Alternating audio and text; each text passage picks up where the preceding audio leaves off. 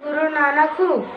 मैं सिख धर्म का संस्थापक तथा उनका पहला गुरु था।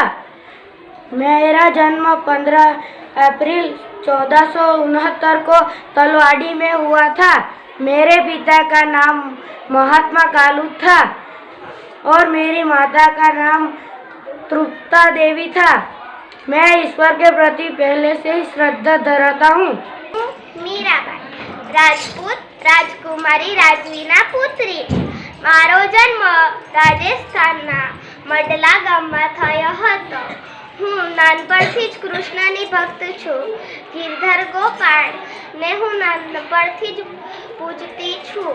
હું એક ભક્ત કવિનેત્રી છું. મારા લગ્ન મેવાડના રાજ પરિવારમાં થયા હતા. હું હિન્દી અને ગુજરાતીમાં પદો લખ્યા છે. રાધે